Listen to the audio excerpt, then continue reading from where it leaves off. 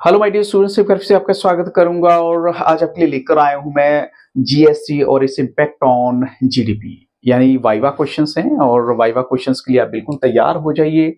कुछ ऐसे क्वेश्चंस मैंने आपके लिए फ्रेम कर दिए हैं जो आपको 100% आपके वाइवा में अच्छे मार्क्स दिला सकते हैं। तो यहाँ देखते हैं फर्स्ट क्वेश्चन आपके लिए क्या है। देखिए फर्स्ट क्वेश्चन यहाँ पर है, जीडीपी और जीएसटी क्या है। जो फुल फॉर्म जीडीपी की है वो है, अगर in the context of GST बात करें, इस gross domestic product, and GDP is a measure of the total economic output of a country, indicating the value of all goods and services produced within its borders.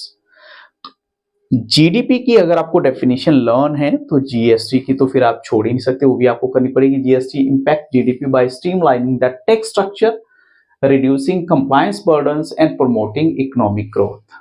अब हमें बताना है कि ठीक है जीडीपी हमारे लिए क्यों इंपॉर्टेंट है। अब ग्रोस डोमेस्टिक प्रोडक्ट यानी जितनी भी चीजें आपकी कंट्री में प्रोड्यूस होती हैं उनके बारे में उससे कनेक्टिविटी है इसकी। तो means GDP is regarded as the most important of indicators that are used by economist all over the world, और वो डिटरमाइन करते हैं growth of an economy. It takes into account the total production of the country during a year. आपकी country में एक साल में कितनी प्रोडक्शन हुई ये मैटर करती है और ये शो करती है कि आपकी जो इकोनॉमी है कितनी स्ट्रांग हो सकती है। ऐसी क्वेश्चन 3 है, इज इंडिया रिच और पुअर। इंडिया आपको लगता है रिच है या पुअर है, तो यहाँ क्या होना चाहिए, the economy of India is a developing mixed economy with in notable public sector in strategic sector, so it is the world's 5th largest economy by nominal GDP। अब तो 4th पे भी है और हो सकता है आने वाले टाइम में 3rd पे भी आ जाए, तो note a big thing. India के लिए बहुत सारी चीजें अब चेंज हो रही हैं। Which two products have been kept outside GST tax regime. कौन सी ऐसी 2 प्रोडक्ट्स हैं, तो पेट्रोलियम एंड लिकर, इनको भी रखा गया है जो टैक्स रिजाइम से। अगर आज की डेट में देखेंगे तो एक आर्टिकल और है जिसको थोड़ा सा बोला गया कि उसे टैक्स रिजाइम से बाहर रखा गया, लेकिन इनका तो है ये कि उसका रीजन क्या है कि इनका जो है ना स्टेट के ऊपर भी रखा गया कि स्टेट टू स्टेट वेरी करता है। आपने देखा होगा पेट्रोल अगर यहाँ पर 100 रुपीज पर लीटर है, कैलकाटा में 102 होगा या मुंबई में 104 होगा, तो कहीं ना कहीं स्टेट का रोल रहता है, इसलिए इसको इस रिजाइम से बाहर रखा गया है। How far GST is better than older system of indirect tax system. देखिए जीएसटी और टैक्स सिस्टम से बेटर कैसे है। पहले क्या था, 17 indirect tax, value added tax, कुछ ऐसा भी था। अब उनकी जगह पे ये जैसे मेंशन किया गया है, उनकी जगह पे आपको एक सिंगल टैक्स देना है, तो that is very important thing. It will save consumer from cascading effect यानी कंपाउंडिंग। ऐसी जो है tax payer will be saved from burdensome fatigue of paper work of tax payments. तो उधर से देखिए number of tax departments will reduce to 1 which में lead to less corruption as compare to older tax system. इसका मतलब क्या है, corruption में भी जो है हेल्पफुल है, करप्शन को कम करने में भी हेल्पफुल होगा अगर हम ऐसे वाला सिस्टम फॉलो करते हैं। अब नेक्स्ट देखते हैं, नेक्स्ट क्वेश्चन यहाँ पे क्या हो सकता है। तो नेक्स्ट क्वेश्चन यहाँ पर है, where was the 54th GST council meeting held. कहाँ पर हुई थी 54th। ये मैंने आपको थोड़ा सा एक दूसरी वीडियो में बताया था कि इतनी मीटिंग्स हो चुकी हैं।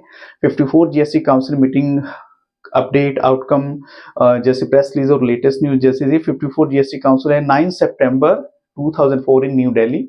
ऐसी जीएसटी काउंसिल मीटिंग जो 2024 में हुई थी, या ये कहें ये 55th मीटिंग जो है वो है the 55th GST council meeting held in 21 December 2024 in Jaisalmer, brought forward several important decisions aimed at improving tax compliance, addressing issues around tax exemptions और रिफाइनिंग जीएसटी रेट्स। अब देखिए ऐसा नहीं है कि अगर हमने टैक्स सिस्टम इंट्रोड्यूस कर दिया है तो उसको मॉडिफिकेशन की जरूरत नहीं पड़ेगी। मॉडिफिकेशन की जरूरत तो टाइम टू टाइम पड़ती है, क्योंकि हम एग्जांपल लेते हैं अपने फंडामेंटल राइट्स का। जब हम फ्री हुए थे, आज़ाद हुए थे, और हमें कुछ फंडामेंटल राइट्स दिए गए थे, लेकिन अब देखिए वो लिस्ट कहाँ तक जा चुकी है। ऐसी जो अगर बात करें, how many countries in the world have opted for GST और वेट। अगर पुरानी वीडियो में देखेंगे तो, क्योंकि मेरे पास वो पुराना डाटा था, उसके अकॉर्डिंग जो है नियर अबाउट 160 था, लेकिन अब 175 countries they have implemented VAT और जीएसटी। अगर यानी 2025 तक की बात करें तो इतना हो जाएगा। और since the first introduction of the value added tax in France in 1954, it has now been adopted by 175 countries around the world. तो ये कोई छोटा नंबर नहीं है, इट्स अ बिग नंबर, और ये बहुत सारी कंट्रीज हैं जिन्होंने इस टैक्स सिस्टम को अब फॉलो कर लिया है। यहाँ जो फर्स्ट क्वेश्चन है वो क्या है वो देखते हैं। It's going to be like what is GST, क्योंकि मुझे आपको बेसिक क्वेश्चंस तो देने ही है, चाहे आपने वीडियो देख ली होगी, लेकिन इसके बाद वो क्वेश्चंस हैं जो आपकी फाइल पर बेस्ड है, जो आपने मुझे शेयर की है, उसके बेसिस पे मैं कुछ एक क्वेश्चन आपके साथ शेयर करूंगा। GST is A national indirect tax based on the concept of one country one market one tax. तो ये आपको कॉन्सेप्ट अगर इस तरह से आंसर देते हैं टीचर, आपको 100% बड़े अच्छे मार्क्स देगा। ऐसे नेक्स्ट देखिए, व्हेन वाज जीएसटी कॉन्स्टिट्यूशनलाइज्ड, यानी कॉन्स्टिट्यूशंस का इसको एक पार्ट बनाया गया, कॉन्स्टिट्यूशन के थ्रू इसको एक पार्ट बनाया गया। तो वो कॉन्स्टिट्यूशन की कौन सी आर्टिकल है या एक कौन सा अमेंडमेंट बिल है, तो 122nd अमेंडमेंट बिल है, और इसको कॉन्स्टिट्यूशनल के द्वारा हमारे जो प्राइम मिनिस्टर हैं श्री नरेंद्र मोदी जी द्वारा इसको जो है इंट्रोड्यूस किया गया था, कॉन्स्टिट्यूशनलाइज किया गया था। ऐसे क्वेश्चन 3 देखिए, when was it implemented in India, तो ये पार्लियामेंट में पास किया गया था पार्लियामेंट हाउस में, एंड इम्प्लीमेंटेड ऑन 1 जुलाई 2017। तो 1 जुलाई 2017 आपको डेट माइंड में रखनी है। GST replaced how many indirect taxes, कितने इनडायरेक्ट टैक्सेस को इसने रिप्लेस किया? 17 indirect taxes imposed by central government and various state governments. एक सिंगल स्ट्रोक था, यानी इनडायरेक्ट टैक्सेस को हटाने का, तो सीधा उसने जो इम्पोज किया गया वो कौन सा था? जीएसटी, मतलब बाकी सब टैक्सेस को हटा के गुड्स एंड सर्विस टैक्स लगा दिया। अब देखिए मीनिंग ऑफ जीएसटी टैक्स क्या है? जीएसटी टैक्स एक इनडायरेक्ट टैक्स है collected on the value addition of goods and services at each stage of sale और परचेज इन इस सप्लाई चेन। तो ये डेफिनेशन है, डेफिनेशन को आप चेंज नहीं कर सकते, एज इट इज आपको लर्न करनी पड़ेगी। हु गवर्न्स जीएसटी टैक्स, तो जीएसटी टैक्स को गवर्न कौन करता है?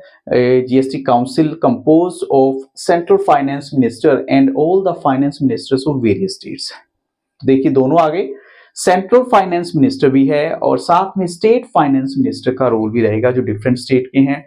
Who is the chairman of GST council, तो ये देखिए यूनियन फाइनेंस मिनिस्टर है, जैसे Nirmala Sitharaman is the chairman of the GST council and this council meets occasionally, यानी मेरे पास जो इंफॉर्मेशन है वो बता रहा हूँ।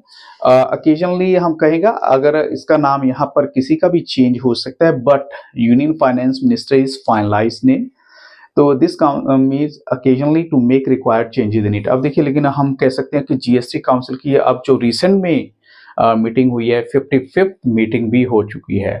तो अगर इतने टाइम इंट्रोड्यूस हुआ उसके बाद तक 55th हो चुकी है, तो यानी ओकेजनली तो नहीं हुआ है, तो रेगुलर ही मिलते रहते हैं। अब देखते हैं व्हाट इज जीडीपी, जैसे आपके जो कंटेंट पर बेस्ड क्वेश्चन है। जीडीपी का मतलब है gross domestic product, is a measure of a country's total economic output, while goods and service tax GST is a single, यानी एक जीडीपी है और जीएसटी है, यानी एक सिंगल टैक्सेशन सिस्टम है that can impact GDP by streamlining the tax structure and reducing compliance burdens. तो GDP और जीएसटी को दोनों को यहाँ कनेक्ट करके दिखा दिया गया है। ठीक है, अब चलते हैं नेक्स्ट क्वेश्चन, जो मुझे लगता है आपसे पूछा जा सकता है कि अगर इससे पूछा जाए कि पॉजिटिव इंपैक्ट बताइए जीएसटी के क्या हो सकते हैं, तो मैंने यहाँ कुछ एक पॉजिटिव इंपैक्ट बताए हैं, आपको पॉइंट्स में हेडिंग में लर्न करना है सबसे पहले, उसके बाद थोड़ा सा इसका मैटर गो थ्रू कीजिएगा। जिसमें सबसे पहले था गुड्स एंड सर्विस टैक्स है, इसकी फुल फॉर्म जो है रिड्यूसिंग प्रोडक्शन कॉस्ट, एक तो प्रोडक्शन कॉस्ट को रिड्यूस करना, दूसरा है स्टिमुलेटिंग कंज्यूमर डिमांड, यानी कंज्यूमर की डिमांड को स्टिमुलेट करना, एक जगह पे स्टेबल नहीं रहती, डिमांड बढ़ती चली जाती है, बढ़ाना है। इंक्रीजिंग गवर्नमेंट रेवेन्यू, सरकार को तो देखो इसका एडवांटेज है ही है, क्योंकि यहाँ गुड्स एंड सर्विस जो है वो सेंटर का भी जाता है तो स्टेट का भी जाता है। ऐसी अट्रैक्टिंग फॉरेन इन्वेस्टमेंट है, तो जब फॉरेन इन्वेस्टमेंट कैसे अट्रैक्ट होगी? जब उन्हें लगेगा कि हाँ कोई टैक्स सिस्टम जो है बड़ा अच्छा है, क्योंकि पहले कुछ चीजें ऐसी थी हर स्टेट टू स्टेट वेरी करती थी, बट अब एक चीज इंट्रोड्यूस की गई है पूरी कंट्री में, वन नेशन वन टैक्स हो गया, तो बड़ा इजी हो जाता है। रिड्यूसिंग लॉजिस्टिक कॉस्ट हो गया, तो ये पॉइंट भी आपको लर्न करना है, और साथ में improving the business environment, business करने वालों के लिए तो थोड़ा सा ही, बहुत ही थोड़ा नहीं बहुत अच्छा है, फायदेमंद है। इसके अलावा इनहैंसिंग ट्रांसपेरेंसी एंड कंप्लायंस है। अब बहुत सारे लोगों को पहले लगता था पता नहीं यार क्या होगा, कैसे टैक्स सिस्टम होगा, लेकिन अब ऐसा कुछ नहीं है, ट्रांसपेरेंसी ऑटोमेटिकली आपको नजर आएगी इसमें। नेक्स्ट देखते हैं, नेक्स्ट क्वेश्चन क्या हो सकता है यहाँ पर आपके लिए। तो जो नेक्स्ट क्वेश्चन है वो है what is current GST rate in of India. तो थोड़ा सा देखिए इसको आपको पढ़ना पड़ेगा, बिकॉज 0% से स्टार्ट होता है, means currently the most common GST rates क्या है? 0% भी है या नील रेटेड भी है, 5%, 12%, 18%, 28% है। कुछ ऐसे भी हैं जहां पर हम देखेंगे 0.25%, 3%। In other cases such as GST composition scheme slightly lower GST tax rates of 1.5%, 5%, 6, यानी ये तो ऊपर वाली लाइन तो आपको माइंड में रखनी है। Who is the father of GST in India? आप देखिए ये क्रेडिट किसको जाता है। तो इन इंडिया की अगर बात करें, the title of father of GST is given to the former prime minister Atal Bihari Vajpayee. His government laid the foundation of GST by constituting a task force under Dr. Vijay Kelkar in 2000 to develop a sophisticated and efficient goods and services tax system.